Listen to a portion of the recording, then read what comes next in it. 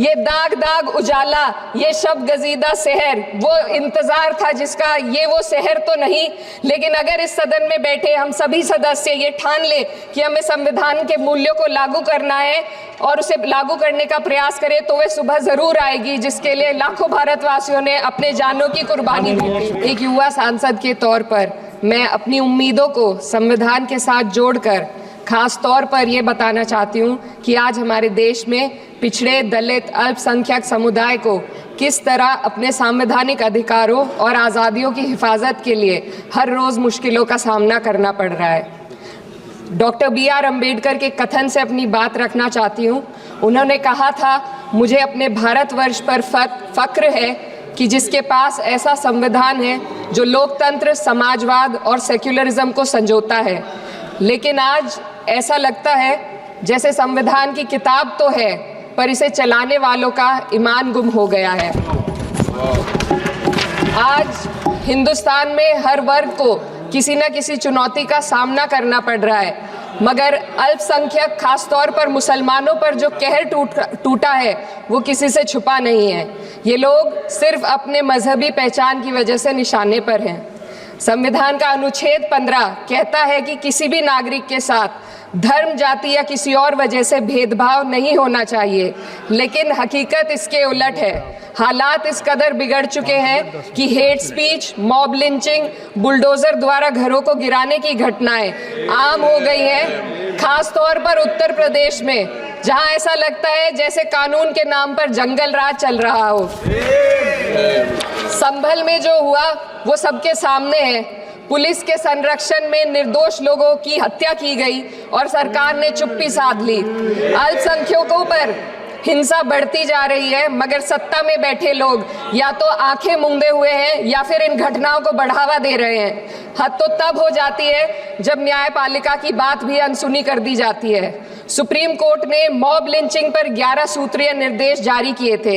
इसमें साफ कहा गया था कि राज्य सरकारें और पुलिस इस तरह की घटनाओं को रोकने और दोषियों पर सख्त कार्रवाई करने के लिए जिम्मेदार है, लेकिन आज भी इन निर्देशों पर अमल नहीं हो रहा है।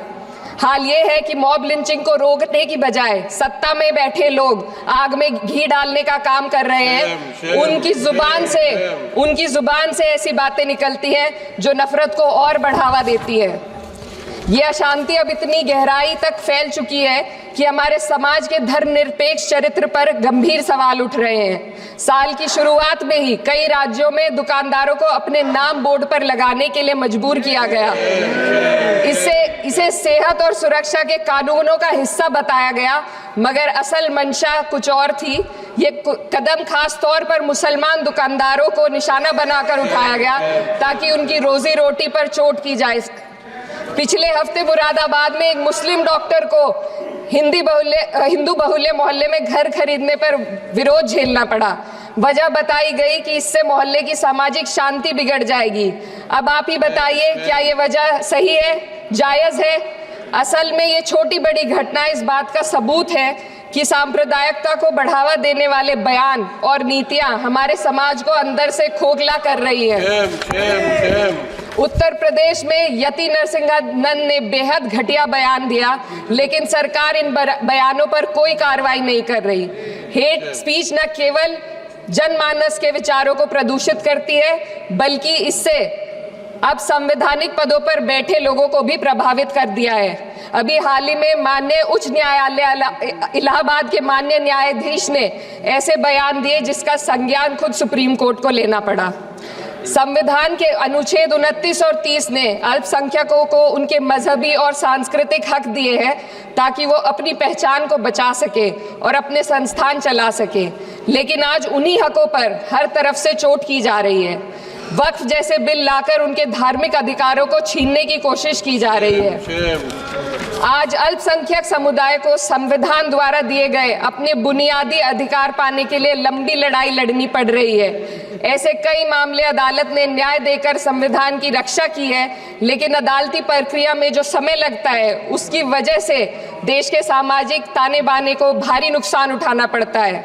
मिसाल के तौर पर इलाहाबाद हाई कोर्ट ने 2004 के मदरसा एक्ट को रद्द कर दिया था, जिससे मदरसों के संचालन पर सवाल उठे हालांकि सुप्रीम कोर्ट ने बाद में इस फैसले को पलट दिया और एक्ट को वैध करार दिया, लेकिन इस प्रक्रिया में जो समय लगा उसने अल्पसंख्यकों को बेचैनी और संघर्ष के दौर में डाला है। इसी कड़ी में प्लेसेस ऑफ वर्शिप एक्ट 91 भी आता है और कई अन्य अधिकार, उन्हें भी इसी तरह अदालती लड़ाइयों में उलझाया जा रहा है। ये स्थिति न केवल अल्पसंख्यकों के अधिकारों की राह में रुकावट है, बल्कि justice delayed is justice denied जैसी कहावत को सिद्ध करती है। मैं इस सदन से दुनिया भर के अल्पसंख्यकों की आवाज उठाना चाहती हूँ, खास तौर पर हमारे पड़ोसी देश बांग्लादेश में अल्पसंख्यकों के साथ जो हो रहा है वे दिल को गहरे तक चोट पहुंचाने वाला है। उनकी जान माल की हत्या की जा रही है। बांग्लादेश हो या हिंदुस्तान हो या कोई और देश, अल्पसंख्यकों की सुरक्षा, इज्जत और अधिकारों की हिफाजत हर सरकार की सबसे पहली जिम्मेदारी होनी चाहिए।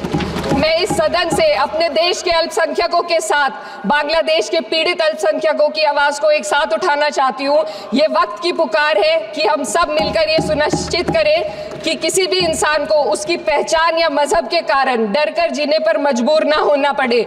जहाँ हक छीने जाते हैं वहाँ अमन खो जाता है। ये बात हर सरकार को समझनी चाहिए। अगर हम सच में अपने संविधान का सम्मान करना चाहते हैं तो हमें नफरत और भेदभाव को खत्म करना होगा।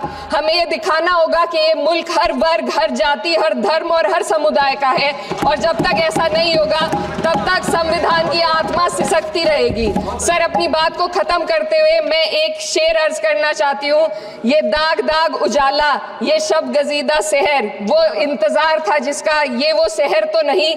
लेकिन अगर इस सदन में बैठे हम सभी सदस्य ये ठान ले कि हमें संविधान के मूल्यों को लागू करना है और उसे लागू करने का प्रयास करें, तो वह सुबह जरूर आएगी जिसके लिए लाखों भारतवासियों ने अपने जानों की कुर्बानी दी थी। श्री हनुमान बेनीवाल जी